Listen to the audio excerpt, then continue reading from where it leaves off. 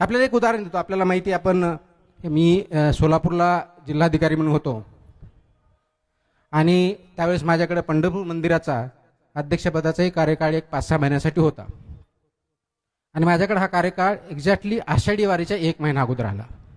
Generally जुलै महिन्यामध्ये आषाढी वारी, आपल्याला माहिती आहे आषाढी वारी 4 वाऱ्यापैकी सर्वात मोठी वारी असते. एक 10-15 लाख लोक महाराष्ट्राच्याच नव्हे भारताच्या अनेक राज्यातून येतात, दर्शनासाठी येतात, पायी पायी येतात, 3-3, 4-4 आठवडे चालत येतात, अनवाणी येतात. आता त्याच्यातून वेगळ्या पद्धतीत झालं असं, पण पहिल्यापासून जर बघितलं तर अनेक वर्षापासूनची, शतकांपासूनची ही परंपरा आहे. तो चार्ज माझ्याकडे आला. तो चार्ज आल्यानंतर प्रथमतः मंदिरात मी जिल्हाधिकारी, त्याच्या अगोदर जो 6-7 महिने होतो तिथं, पण मंदिरात मी गेलेलो नव्हतो. चार्ज आल्यानंतर मंदिरात गेलो, कारण जर मी त्या अध्यक्ष झालोय तर तिथलं माझं मॅनेजमेंट व्यवस्थित झालं पाहिजे, हा उद्देश होता. आणि विशेष करून वारी व्यवस्थित झाली पाहिजे, हा माझा उद्देश होता. मंदिरात गेलं, मग तिथली माहिती घेतली, कसं चालतं दर्शन, कसं चालतं, मंदिर कधी बंद होतं, कधी चालू होतं, काय त्यांचे नियम, प्रत्येकाचे नियम असतात, ते नियम काय आहेत ते समजून घेतले. आणि मला हे सांगितलं, मी रात्री मंदिर कधी बंद करतात. त्यांनी सांगितलं 11 वाजता आम्ही बंद करतो. उघडता किती? उघडता 6-7च्या आसपास उघडतो, सगळ्या पूजा होऊन मग दर्शनासाठी उघडं करतो 6-7च्या आसपास. 4 वाजता उघडतो, पण पूजा असते वगैरे वगैरे, साफसफाई असते वगैरे. मी परत प्रश्न विचारला की समजा 11 वाजता रांगेत किंवा इथं काही भक्त असतील तर त्यांचं काय? 11 वाजता आम्ही बंद करतो, दुसऱ्या दिवशी सकाळी ते थांबतात, दुसऱ्या दिवशी सकाळी दर्शन घेतात आणि जातात. मी म्हटलं असं का? तर त्याने सांगितलं, देवाला, विठोबाला, रुक्मिणीला, जे देव आहे त्यांना आरामाची गरज असते, त्या आरामाचा तो वेळ असतो, त्याच्यामुळे करतो. म्हणलं भक्तांचं काय?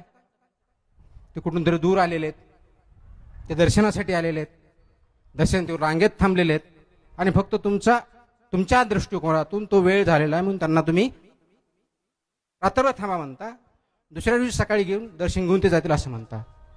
तर असं काही आहे का की जर त्याला आपण देव मानू, दैवत मानू, ज्यांच्या दर्शनाचे त्यांनी असं सांगितलंय का की 11 वाजता जर झाले, माझी झोपण्याची वेळ झालेली आहे,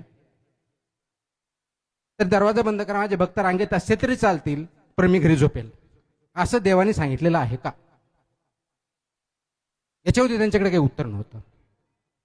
म्हणून निर्णय घेतला. मी हे सांगितलं, एक तर दर्शन 24 तास चालू राहील, पण तुमचा जर नियम असे, तुमची प्रथा आहे की आराम भेटला पाहिजे, त्याचा रिस्पेक्ट करून शेवटचा भाविक जोपर्यंत तिथं आहे तोपर्यंत मंदिर उघडं राहील आणि दर्शन घेतल्यानंतरच बंद होईल, हा मी नियम तिथं केला. काय केलं? विराम. हे चालू आहे ते योग्य अयोग्य, फक्त एवढाच प्रश्न, 5 सेकंद. आणि मला ते अयोग्य वाटलं. काय वाटलं? ज्या देवाच्या दर्शनासाठी तो माणूस कुठून तरी चालत येतोय, प्रवास करून येतोय, तो तिथं आलाय आणि फक्त काही 5 मिनिटं, 10 मिनिटं, अर्धा तास उशीर झालाय किंवा तुमची वेळ झाली आहे म्हणून तुम्ही त्यांना वापस पाठवणार किंवा रात्रभर थांबणार. रात्रभर थांबण्यासाठी त्याला निवारा शोधावा लागणार, त्याचे पैसे खर्च करणार. हे देवाला अपेक्षित आहे? जर तुम्ही देव मानता, दैवत मानता, मंदिर मानता, जे काय मानता, याला अपेक्षित आहे का? माझ्या दृष्टिकोन ते अपेक्षित नाहीये. मग त्याला खूप विरोध झाला.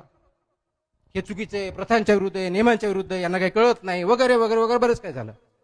पण मी माझा स्टँड बदलला नाही आणि त्यानंतर अनेक दिवस तीच प्रथा चालू होती की रात्री जोपर्यंत शेवटचा भाविक असेल तोपर्यंत मंदिर उघडं राहणार. त्याच्यामुळे भाविकांना फायदा झाला. आणि तशाच परिस्थितीत ज्यावेळेस मग आषाढी वारी झाली त्यावेळेस सुद्धा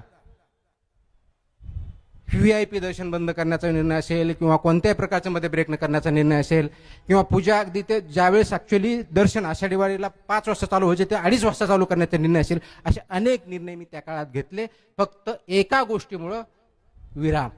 योग्य की अयोग्य? या गोष्टीचा मला त्रास झाला का, हा तुम्ही प्रश्न म्हणत असेल. त्रास डेफिनेटली होणार, कारण जो फ्लो आहे, जो फोर्स आहे, जो पाणी वाहत आहे, तो योग्य दिशेला वाहत नसेल, तिथं थांबणं, ते अयोग्य म्हणणं, ते प्रवाहाच्या विरुद्ध थांबणं इटसेल्फ इज चॅलेंजिंग. आणि ते थांबणंच महत्वाचं असतं. मग तिथं कुठे जायचं विचार करून त्यानं केलं पाहिजे. हे थांबणं, चुकीच्या दृष्टीनं चालत असेल एखादी गोष्ट प्रथा ती थांबणं, विचार करणं, योग्य दृष्टीने नेणं, यालाच नैतिकता म्हणताय. मग ती इंडिव्हिज्युअल लेवलला असेल, कौटुंबिक लेवलला असेल, सामाजिक लेवलला असेल, शासकीय लेवलला असेल, कोणत्याही लेवलला असेल, ती जर आपण करू शकलो तर आपल्याला नैतिक समाज तयार करण्यासाठी वेळ लागणार नाही. त्यासाठी इकडं तिकडं कुठे बघू नका, स्वतःकडे बघा. योग्य की अयोग्य, पण हे करणं शक्य आहे का? तर शक्य आहे. आणि म्हणून मी एकटा काय करू शकतो हा ज्यावेळेस प्रश्न पडतो त्यावेळेस आठवा शिवाजी महाराजांनी काय केलं. शिवाजी महाराजांनी, त्यांना काही राज्य भेटलेलं नव्हतं. आपल्या मावळ्यामधून त्यांनी राज्य तयार केलं. राज्य तयार केलं म्हणजे फक्त एरिया किंवा जॉग्राफी त्यांनी कॉन्कर नाही केली, स्वराज्य केलं. म्हणजे शेतकऱ्यांच्या किंवा त्या राज्यामधल्या शेतीच्या कोणत्याही शेतकऱ्याला त्रास होणार नाही, देठालाही कुणी हात लावणार नाही, स्त्रीलाही कुणी टच करणार नाही किंवा वेगळ्या भावनेनं बघणार नाही. सर्व धर्म समभाव ज्याला म्हणतो योग्य असते, सर्वांना एक न्याय असेल आणि सर्वांना एक प्रकारचा न्याय दिला जाईल, हे त्यांनी केलं. हे एकटे शिवाजी महाराज होते आणि म्हणून त्यांना आपण छत्रपती म्हणतो. महात्मा ज्योतिबा फुले यांनी शाळा सुरू केल्या का? ज्ञानाशिवाय कुणीही पुढे जाऊ शकणार नाही, क्वेश्चन करू शकणार नाही, त्यांना न्याय भेटू शकणार नाही, या दृष्टिकोनातून केलं. मुलीच्या शाळा चालू केल्या, त्याही एकट्याच होत्या. तुकाराम महाराजांनी कर्ज खाते बुडवले, तेही एकटेच होते. ज्ञानेश्वर महाराजांनी काय केलं? संस्कृत मधली मराठीत भाषेत ज्याला आपण ज्ञानेश्वरी आज म्हणतो ती आणली का? कारण ज्ञान हे फक्त काही लोकांपुरतं मर्यादित न राहता सर्वांना भेटावा, त्याच्या पाठीमागचा उद्देश होता. त्यांनी विचार केला, त्याच्यामध्ये आणलं. तुम्ही आणि मी काय केलं हा प्रश्न आज नैतिकच्या दृष्टिकोनातून उभा राहतोय. याच्यावरती आपण आज विचार करणार आहोत की नाही, ही महत्वाची गोष्ट, हा महत्वाचा प्रश्न आहे. आणि म्हणून आज इथं मला हे सांगायचं की नैतिकता ही फक्त देखाव्यासाठी नाहीये, शोपीस नाहीये, दाखवण्यासाठी नाहीये, ती वापरण्यासाठी आहे, अंगीकारण्यासाठी आहे. ती आपण करणार आहोत का? नैतिकता ही योग्य अयोग्य काय आहे यासाठी बघतो आपण. आम्ही एखादी फाईल बघताना ते नियमात आहे का बघतो, एवढं न बघता, एक केस न बघता, त्याच्या पाठीमागे एक माणूस आहे, त्याच्या पाठीमागे एक स्त्री आहे, त्याचं भवितव्य आहे, एक विद्यार्थी आहे, एक दिव्यांग आहे, त्याचं भविष्य त्याच्यावरती अवलंबून, या दृष्टिकोनातून बघितलं किंवा पॉलिसी निर्णय घेतले किंवा फाईलवरती निर्णय घेतले तर तो योग्य निर्णय होतो. कदाचित बऱ्याच वेळेस लिगल आणि मॉरल या दोन्ही गोष्टी एकत्र असल्याला प्रश्न मिटतो, पण वेगळे असेल तर त्यावेळेस प्रश्न होतो. आणि मी अनेक वेळेस सांगितलं की माझ्या अनुभव ज्यावेळेस मी सर्व्हिस सुरू केली त्यावेळेस बार्शीमध्ये मी अतिक्रमण काढत होतो, पहिली पोस्टिंग होती. अतिक्रमण काढल्यानंतर माझ्यावरती बरेच प्रसंग आले, काढलं, लोकांनी अप्रिशिएट पण केलं, पण मला खूप मोठ्या त्रासाला समोर जावं लागलं. माझ्यावरती केसेस झाल्या. ते करण्याचा प्रयत्न करत असताना पहिली पोस्टिंग मी विचार केला की मी योग्य करतोय की अयोग्य करतोय. लिगली तर करेक्ट केलेलं आहे, रस्त्यावरती कुणाला धंदा करण्याची चुकीचं आहे, त्याच्यामुळे नागरिकांना त्रास होतोय, ऍक्सिडेंट होत आहे, लोक मरत आहेत, म्हणून ते अतिक्रमण काढले. लोकांना 99% लोक खुश, पण ज्यांचे धंदे बुडाले त्यांना वाईट वाटतं, त्यांना त्रास होतो. आणि मग त्या दृष्टिकोन विचार केला, माझ्यावरती अटॅक करण्याचा प्रयत्न केला, केसेस करण्याचा प्रयत्न केला. आणि त्यावेळेस मी विचार करत बसलो होतो, पहिलीच पोस्टिंग होती, आपण काय केलं पाहिजे, ह्या मार्गाने चालायचं, आपला मार्ग योग्य योग्य, चुकीचा की बरोबर, हा विचार केला. आणि त्यावेळेस मी ठरवलं की आपण जो मार्ग निवडलाय त्याच मार्गाने चालत राहायचं. आपल्याला कितीही त्रास झाला तरी पाठीमागे सरकायचं नाही, आणि त्याच्यावर चालण्याचा आजही मी प्रयत्न करतो. आणि त्यावेळेस मी काही प्रिन्सिपल्स ठरवून घेतले, ते 3 प्रिन्सिपल्स होते, आणि ती 3 प्रश्न विचारतो मी. अशी ज्या ज्या वेळेस मला अडचणी येतात आणि अनेक येतात त्यावेळेस मी प्रश्न विचारतो, जे करतोय ते लिगली करेक्ट आहे का नाही आहे. ते तर पाहिजे, कारण ज्यावेळेस खालच्या स्तरावरती अधिकारी म्हणून काम करतात नियमाच्या बाहेर जाता येत नाही. पॉलिसी मेकिंग करताना नियम कसा बनवायचा त्यावेळेस तो विचार केला पाहिजे, तो तर पाहिजे. दुसरा प्रश्न विचारला पाहिजे की ते नैतिक आहे की अनैतिक आहे, तो निर्णय नैतिक आहे की अनैतिक आहे, हा दुसरा प्रश्न विचारायचा. आणि तिसरा प्रश्न विचारायचा, हे केल्यामुळं कुणाचा फायदा होणार आहे, एखाद्या व्यक्तीचा होणार आहे का सर्वांचा होणार आहे. जास्त लोकांचा होणार आहे का 1-2 लोकांचा होणार आहे? आणि ह्या 3 प्रश्नाचे उत्तर जर हो पॉझिटिव्ह असतील तर तो निर्णय मी बिनधास्तपणे घेतो. त्याचे परिणाम मला काहीही भोगावे लागले तर त्याचप्रमाणे आज चाललेलो आहे. हे जर तुमच्या माझ्यासारखा एका गावातला एक माणूस करू शकतो तर तुम्ही डेफिनेटली करू शकता. डेफिनेटली करू शकता. प्रत्येक जण करू शकतो. फक्त गरज आहे तो क्षणभर थांबण्याची, 4-5 सेकंद विचार करण्याची, योग्य अयोग्य याच्यावरती विचार करून त्याप्रमाणे कृती करण्याची. आज मी तुम्हाला स्टार्टिंगला जो प्रश्न विचारला, तुम्ही गेल्या 1 महिन्यामध्ये खरोखरच पॉज दिलाय का, विश्राम घेतलाय का, विचारांना दिलाय का, हा प्रश्न विचारलाय का, याचं उत्तर शोधा. आणि इथून पुढे एक लक्षात, दिवसभर काही जर झालं, तुमच्या समोर कोणी मदतीला हाक मारली तर मदतीचा हात द्या, दुर्लक्ष करू नका. प्रश्न विचारायला सुरुवात करा. आणि हे जर तुम्ही आणि मी करू शकलो तर मला नाही वाटत की तुम्हाला परत कोणत्या तरी वक्त्याची या ठिकाणी बोलवण्याची गरज पडेल. योग्य अयोग्य त्याचा निर्णय आपण घेऊ शकू आणि पुढे जाऊ शकू. हे मला वाटतं आजच्या दृष्टिकोनातून नैतिकता ही अँगलनी बघितली पाहिजे, ह्या दृष्टिकोनातून बघितली पाहिजे, ती अंगीकारली पाहिजे. आणि म्हणून समाज आणि नैतिकता ह्या भिन्न बाबी नसून त्या एकच आहेत. आणि नैतिकता असेल तरच आपण पुढे जाणार आहोत.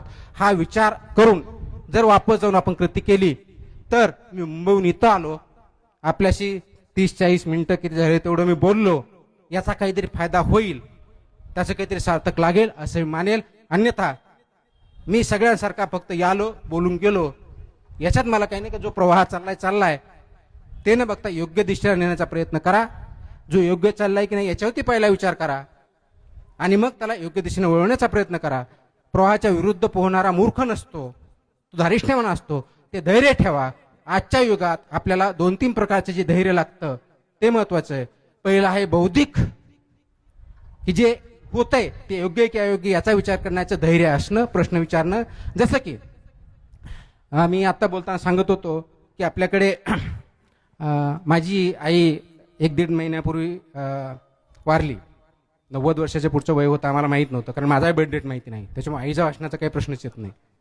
कारण आमचा बर्थडे ज्या दिवशी शाळेत गेलो त्या दिवशीची डेट आहे आमची लागलेली आहे. आणि आई सांगायची माझा जन्म हा दसरा आणि दिपावळीच्या मध्ये झालेला आहे. आता जूनमध्ये दसरा दिपावळी तर असू शकत नाही, पण रेकॉर्डला माझी मात्र डेट जूनची आहे. त्याच्यामुळे आईचं काही माहीत नव्हतं.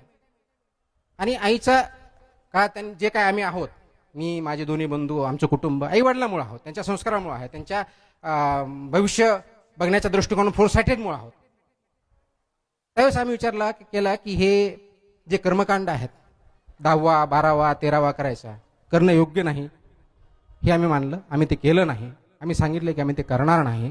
त्याचं कारण एवढंच होतं की जिवंत असताना आपल्या आईची सेवा करा, तिथं मान द्या.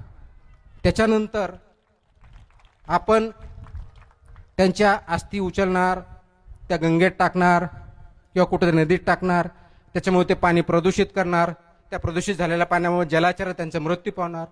म्हणजे तुमच्या एका ऍक्शनमुळे तुमचा क्लायमेट जो आहे, एन्व्हायरमेंट आहे, ते पोल्यूट होणार, कोणाला तरी डेथ येणार. हे योग्य? मग आम्ही केलं की त्या अस्थी आहेत, आम्ही तिथे एक वडाचं झाड लावलं, त्या वडाच्या झाडामध्ये अस्थी टाकल्या आणि ते वडाचं धाव वाढत राहील, आम्हालाही आठवण येत राहील, सावली पण देईल. म्हणजे आजच्या डेटला क्लायमेटच्या बाबतीत आपण जे बोलतो की एवढी हीट वाढली, पाऊस व्यवस्थित येत नाही, याची ऍक्शन सोपी आहे. प्रत्येकाने एका माणसाच्या पाठीमागे एक झाड जर मोठं लावलं तर एका वर्षात 150 कोटी झाडं होतील आपले. मग काय म्हणणार, नाही आम्ही शासनाने 33 कोटी घ्या, 33,000 कोटी घ्या. शासन याच्यामध्ये समाज आहे, तुम्हाला आणि मला गरज आहे. स्वतः फक्त आपल्या कुटुंबात 5 माणसं आहेत, 5 झाडं दरवर्षी लावायची, बाकी काहीच करायचं नाही. कुठं लावायची? घरासमोर लावा, अंगणात लावा, शेतावर लावा, रोडच्या बाजूला लावा, भरपूर जागा, काही प्रॉब्लेम नाही. घाटाच्या बाजूला लावा, हे घाट आहेत, कधी काळी इथं झाडं होती? विचारा आपल्या पूर्वजांना. आता काय विचार करा. त्यावेळेस कदाचित उन्हाळ्यामध्ये त्या झाडाखाली लोक झोपत असतील, बघत असतील, पाणी पित असतील. आज तुम्ही झोपू शकता का इथं? विकास म्हणजे फक्त रोड्स नव्हे, विकास म्हणजे फक्त बिल्डिंग नव्हे, विकास म्हणजे फक्त जीडीपी नव्हे, पैसा नव्हे. विकास म्हणजे नैतिक विकास. तुमचा माणूस म्हणून तुमची उंची किती, विचारसरणी किती, त्या लेवलला त्यांची बौद्धिक क्षमता, ज्या प्रथा चालू जे चालू आहे त्याला क्वेश्चन करण्याची ताकद असणं म्हणजे बौद्धिक नैतिकता, ती आपल्यामध्ये असली पाहिजे. आणि दुसरी कृतीची नैतिकता, कृती त्याच्यावरती करता आली पाहिजे. हे जर आपण करू शकलो तर निश्चितच आपल्याला आपला समाज पुढे जायला दिसेल. मला वाटतं ह्या वसंत व्याख्यानमालामध्ये आतापर्यंत जे जे मोठे वक्ते, अगदी लक्ष्मण शास्त्री जोशीपासून ती प्राचार्य शिवाजीराव भोसले या इतर वक्ते असतील, असाच प्रकारचा न्यायसंगत विचारपूर्वक त्यांनी विचार दिलेले आहेत. ते पुढे आपण सर्वांनी नेऊन जावे एवढी मी इच्छा बाळगतो आणि आपण नैतिकपणे वागाल अशी अपेक्षा करून माझे 2 शब्द संपवतो. जय हिंद, जय महाराष्ट्र.